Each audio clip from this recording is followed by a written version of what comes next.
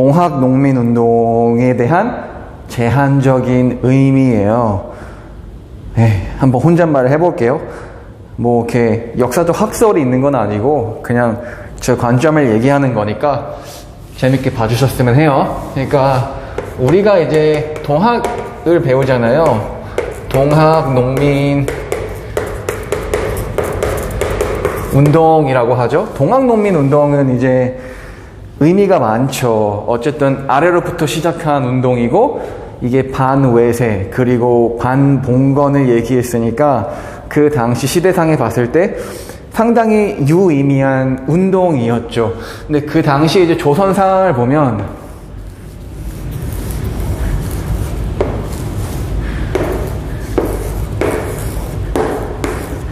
그러니까 조선이 직면하고 있던 문제가 뭐냐면 여기 1, 그 다음에 여기 러, 그 다음에 여기 청 사이에서 어느 나라를 자신의 파트너로 삼고 개혁의 주체로 나갈 것인가에 대한 고민, 혹은 개혁의 주체까지는 아니어도 누구를 권력 파트너로 잡을 것인가에 대한 고민, 갈등, 그런 게 있었죠. 그 대표적인 게 누구와 누구의 갈등이죠?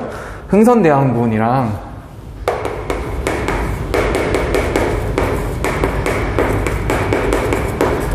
그 다음에 논란이 많죠. 뭐라고 해야 되는지. 일단 명성황후로 할게요. 명성황후 혹은 그냥 민비로 할게요. 그렇죠. 그러니까 조선 입장에서는 제 생각에 개혁을 누구랑 할 건가에 대한 고민은 없었던 것 같고, 흥선대원군이나 명성황후 둘 다 그런 고민은 깊이 하신 분들이 아니죠. 흥선대원군은 아시다시피 척하비를 건립하신 분이잖아요. 그 다음에 명성황후가 무슨 개혁에 대한 관심이 있었겠어요.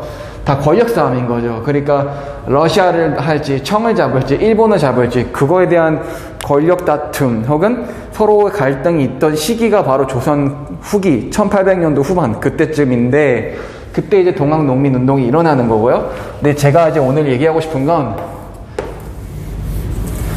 이 동학농민운동의 제한적 의미예요.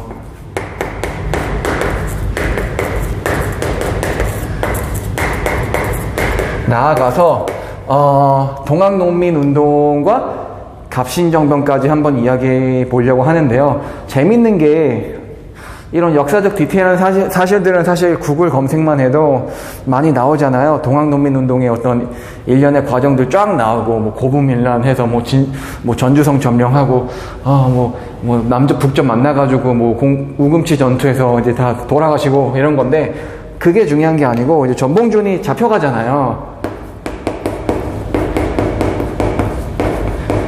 전봉준이 잡혀갈 때 그때 신문을 누가 하냐면, 물론 여러 관리들이 할 텐데 한 번인가 이분이 했다 그래요. 서광범이란 분이 했다 그러는데, 서광범은 누구죠? 1882년인가 4년인가 그쵸? 그 유명한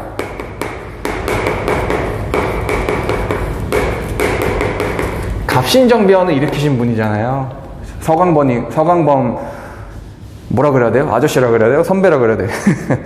근데 이제 아시다시피 갑신정변이라 하면 일본 세력을 등에 업고 일으킨 정변인데, 생각보다 일본의 지원이 강하지 않아서 그래서 실패하고, 그 다음에 이제 다시 일본으로 돌아가게 되잖아요.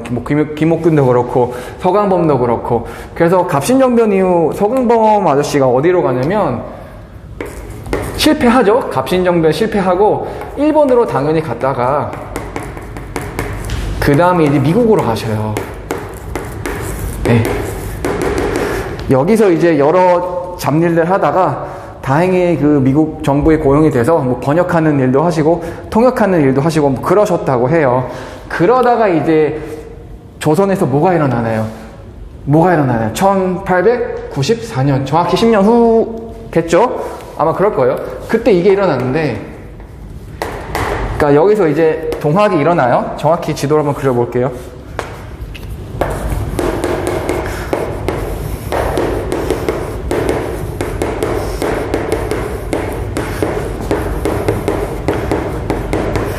동학농민운동이 일어나니까 그러니까 농민군을 제압하기 위해서 청나라군과 일본군이 다 조선에 들어오죠. 그렇죠? 그래서 아시다시피 여기 우금치 전투를 하고 그 다음에 이제 다 전멸되는 건데, 그러니까 우리나라는 사실 일본에 대한 인식이 너무 안 좋잖아요. 저도 안 좋고 역사적으로 좋을 수가 없죠. 그래서 사실 일본에 맞섰다 하면 어쨌든 긍정적인 평가를 받는 게 있어요. 그런데 사실 제가 봤을 때 동학농민 운동의 한계는 뭐냐면 복벽주의예요. 복벽주의. 그러니까 뭔 색으로 쓸까요? 노란색으로.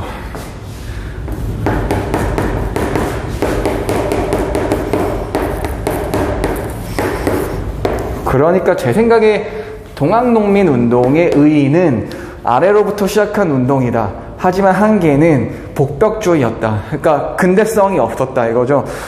위험한 발언일 수 있는데 동학농민 운동에 뭐가 없었냐면 근대성이 없었다.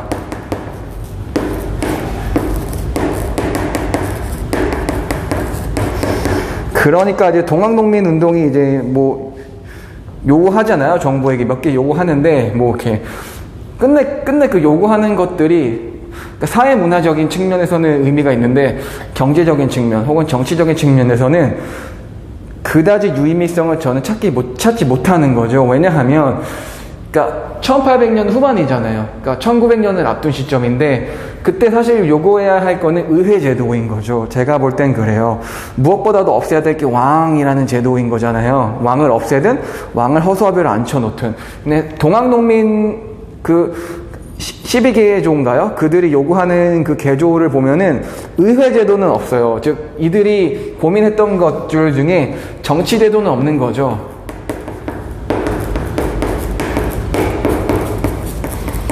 제 생각에 역사가 방향이 있다면 이때는 당연히 뭘 요구해야 되냐면 방향성이 있다면 그리고 그 방향성에 맞게 가고 있다면 당연히 의회 제도를 요구해야 돼요.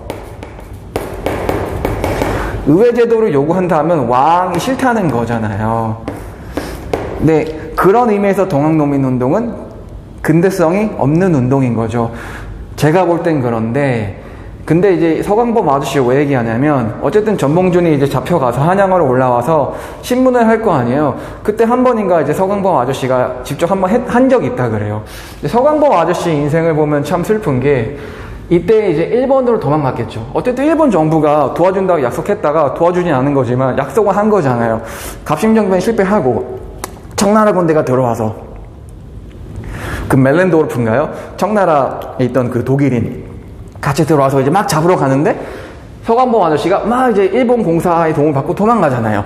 그래서 배를 타고 가려고 그러는데 뭐 어찌 돼서 겨우겨우 배를 타서 일본으로 가셔서 그 다음에 미국에서 미국 생활 하시다가 이제 이런 조선에서 이런 상황이 있고 일본이 이제 정권을 잡잖아요. 일본이 정권을 잡고 갑오개혁을 이제 이렇게 진행하게 되잖아요. 갑오개혁이라는 게 사실 조선의 정치 문화를 다 바꿔버리는 거잖아요. 그때 이제 일본이 다시 서광범 아저씨를 불러요. 그래서 이때 이제 서광범 아저씨가 다시 조선으로 오게 되는 거예요. 미국 국적이 시민권이 있었는데 그걸 이제 포기하고 조선 국적을 다시 얻어서 이제 다시 조선으로 오게 된 거죠. 그래서 이제 이게 참 슬프죠. 그러니까 둘이 만나게 되는 거예요. 근데 두 지점이 재밌는 게 제가 생각할 때는 전봉준과 서광범은 어느 상징성이 있냐면 민중이고 엘리트인 거예요. 그럼 이 1800년 후반의 조선 상황에서 민중들이 봤을 때 조선의 답답함, 엘리트들이 봤을 때 조선의 답답함이 다 느껴지는 복잡한 상황인 거예요. 잘 보세요. 그러니까 서광범 아저씨, 그러니까 갑오개혁 세력들이 친일색이 강하죠. 그래서 비판을 많이 받는데 반대로 그때 조선 조정을 생각해 보면 어쨌든 개혁은 해야 되는데 스스로 개혁은 힘들 것 같고 엘리트 주도로 이제 개혁을 이끌어 가야 될 텐데 그렇죠? 민중들을 설득할 수는 없으니 그 당시에 그러면 다시 제일 가까운 협력 상대방은 일본이었을 거예요. 왜냐면 일본이 뭘 해요? 메이지 유신을 하잖아요. 1860년대 이미 메이지 유신을 하잖아요. 물론 그 위로부터 혁명이니까. 그 엘리트들은 당연히 메이지 유신으로부터 배울 수밖에 없어요. 왜냐면은 위로부터 혁명이니까요. 그쵸? 아래부터 혁명은 어떻게 할 수 없잖아요. 뭐 선동을 할 수도 없는 거고, 농민들을. 그래서 이제 만나게 되는 거죠. 두 분이. 그쵸? 그래서 서광범 아저씨가 이때 갑오개혁을 이끌면서 이때 뭘 만드냐면, 그때 사실 조선은 전근대적인 거죠. 그러니까 참수를 하는 거잖아요. 그러니까 원래는 이렇게 죄인을 끌고 가서 이렇게 사람 많은 시장 같은데 저작거리 가서 참술 목을 베어버리잖아요. 그 다음에 목을 걸잖아요. 이렇게. 그게 이제 조선의 어떤 하나의 방식이었단 말이에요. 대역죄인을 다루는. 서광범 아저씨가 갑오개혁을 이끌면서 뭘 만드냐면,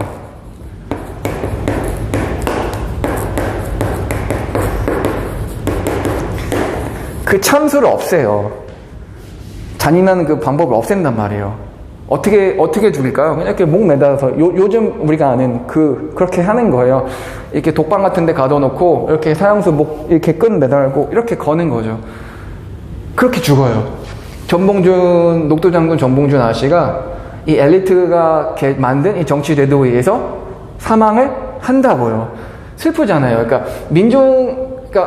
민중주도의 그 조선 개혁운동은 한편으론 민중주도라는 한계, 즉 복벽주의라는 한계, 또 그런 비판도 있죠. 정봉주는 그 흥선대원군과의 결탁관계, 즉 흥선대원군과 전봉준과 어떤 결탁관계가 있었고, 그래서 조선 조정은 그 당시 고종과 민비가 있으니까 그걸 몰아내려고 주도했다라는 한 가지 학설도 있고요.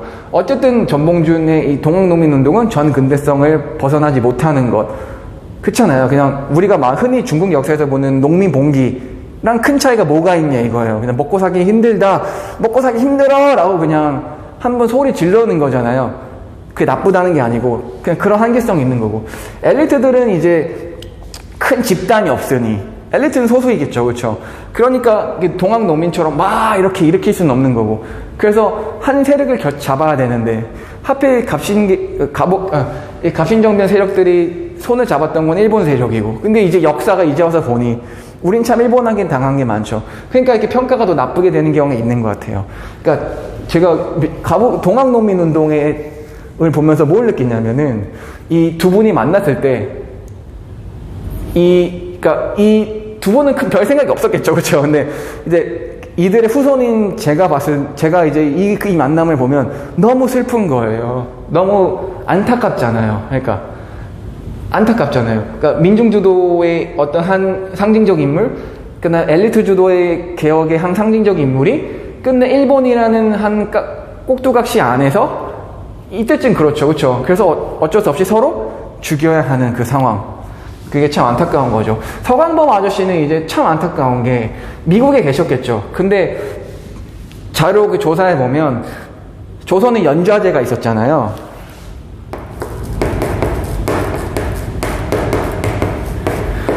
그래서 서광범 아저씨가 이제 미국에 있는 동안 서광범의 아버지는 감옥에 갇힌 채, 왜 갇힌지 이유도 모르고 굶어 죽었다 그래요. 7년인가 있다가 굶어 죽었다 그래요. 이게 조선의 연좌제잖아요. 전근대성인 거죠. 그래서 서광범 아저씨가 여기 조선에 오자마자 갑오개혁하면서 뭘 주장하냐면, 연좌제 좀 없애자, 그것도 주장하는 거예요. 그래서 자기 아버지가 그렇게 돌아가셨잖아요. 자기 때문에. 뭐 그런 것들이 있어요. 제가 오늘 말하고 싶은 건, 동학농민운동 참 멋있는, 그러니까 참 의미가 있는 운동인데, 한편으로 다시 봐보면, 그러니까 전근대적인 농민운동, 예를 들어서 우리 조선 역사에서 농민들이 일으킨 운동이 많잖아요. 그렇잖아요. 고려시대도 있었고 무신정권 때도 많았고, 그거랑 큰 차이가 뭘까?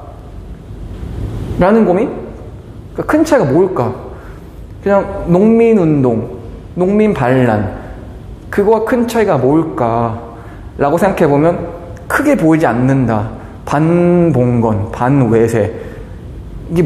그러니까 전근대성을 벗어나지 못하는 한계가 있다. 둘째, 이 둘이 만났는데 엘리트 운동의 한계 또 분명히 있다. 얘네들은 이제 힘이 없으니, 그리고 어쨌든 역사가 흘러가는 이 해석 과정에서 끝내 우리 민족은 일본에게 수탈을 당하고 그러니까 지배와 억압을 당했기 때문에 이 갑신정병 세력들이 더 안 좋게 해석이 되는 부분이 있는 건 조금 억울한 부분이다. 그 당시 조선 지식인이 봤을 때 일본의 메이지 유신은 상당히 의미가 있고 배울 만한 운동이었을 거다라고 저는 봐요. 메이지 유신을 통해서 일본은 의회를 만들잖아요. 당을 만들고 그래서 정치를 하게 되는 거 아니에요. 그렇게 정치 제도를 만드는데 그쵸. 어쨌든 재밌는 건 엘리트 주도의 개혁 운동의 상징 중 한 명인 서강범과 이 민중주도의 그 개혁 운동의 상징인 전봉준 아저씨 두 분이 이렇게 부딪히는 지점이 있었다, 역사에서. 근데 안타깝게도 서로 이렇게 반대편에 서서 서로 죽이게 되는 그런 입장이었다. 뭐 그 정도로 말하고 싶네요. 어쨌든 제가 말하고 싶은 건, 그러니까 누군가는 그렇게 얘기를 해요. 이거를 동학농민운동이라고도 하고 동학농민 뭐 혁명이라고 하시는 분도 있고 뭐 동학혁명이라는 분도 있는데,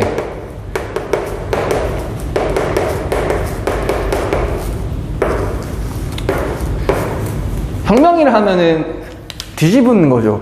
그러니까 세상을 뒤집을 만한 뭔가 시작해야 혁명인 거고, 그렇지 않으면 그냥 개혁인 거고, 동학농민운동은 정근대성을 벗어나지 못한 주장을 한 거죠. 그래서 저는 혁명이라고 보진 않아요. 혁명이라면 뭐가 있나요? 신석기 혁명 그런 거잖아요. 뭐 산업혁명, 뭐 정치적인 정치 역사에서 보면 우리나라는 4.19 혁명, 동학농민운동, 글쎄요. 전 그냥 농민들의 운동이었다.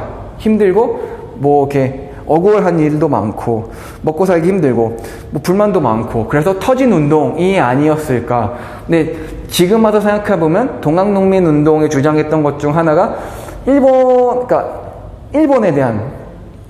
몰아내에 대한 주장이 있었고, 그게 하필 우리나라에 흘러간 역사랑 맞아 떨어져서 그래서 큰 의미가 있다고 자꾸 우리가 보는 것, 첫째. 둘째, 그 다음에 아래서부터 운동이었다. 우리 역사 그렇잖아요. 아래서부터 이렇게 운동이 일어나잖아요. 일본과 다르게 일본은 아래서부터 운동이 없죠. 항상 엘리트 주도의 운동인 거죠. 그러니까 그렇잖아요. 일본 민중이 자신들이 민주주의를 쟁취한 적이 있나요? 아니죠. 제도가 만든 거죠. 엘리트들이 만든 거잖아요. 헌법도 이렇게. 그런 측면이 있다. 그래서 의미가 있지만 한편으로는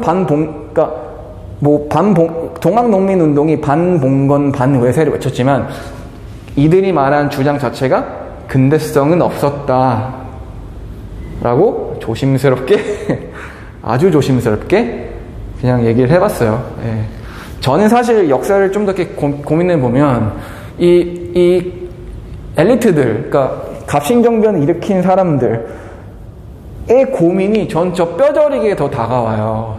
그러니까 물론 동학농민운동도 아주 슬픈데 이건 어떤 근원적인 불만, 그러니까 힘들고 억압당하고 그런 어떤 그 노동자들의 어떤 그 투쟁 같은 거죠. 그렇다면 뭐 노동조합이 막 파업하는 것처럼 노동조합들이 이렇게 파업하잖아요. 이렇게 띠 두르고 붉은 띠. 근데 한편으로 이 엘리트들의 고민은 얼마나 다른 차원의 고민이었을까? 다른 차원 혹은 그냥 다른 결?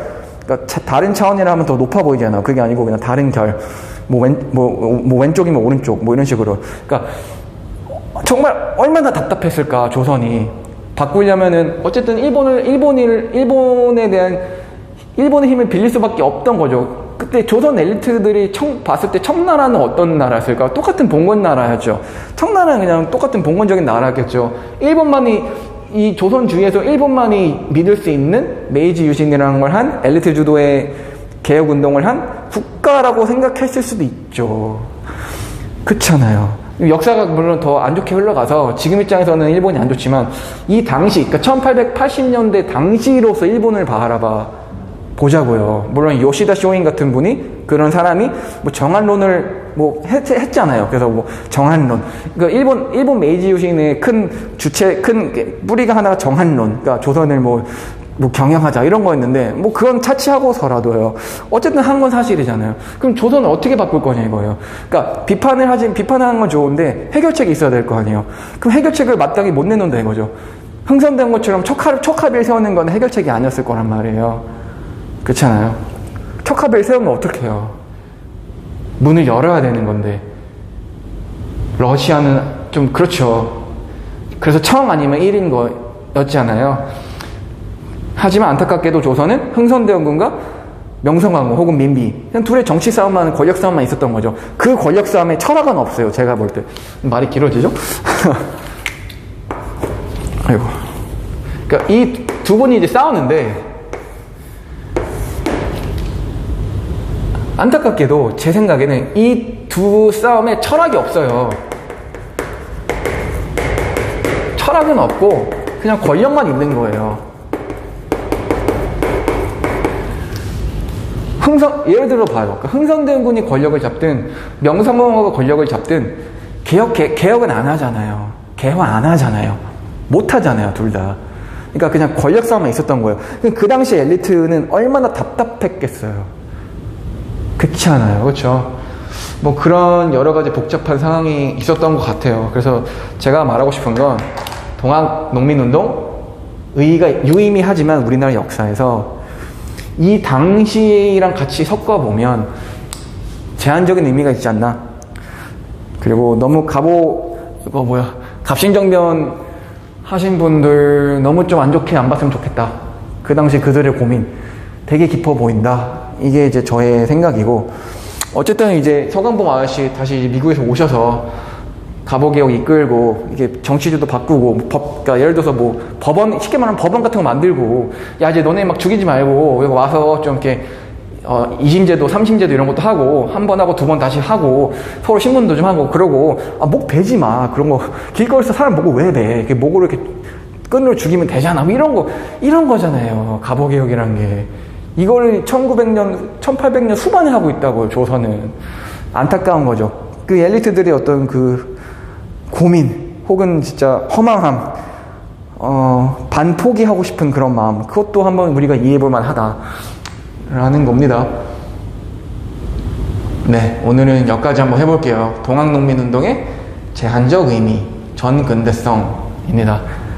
말 그대로 이거는 저 혼자 떠드는 거라 좀 이렇게 뭐 그 정확한 학서 이런 건 없고요.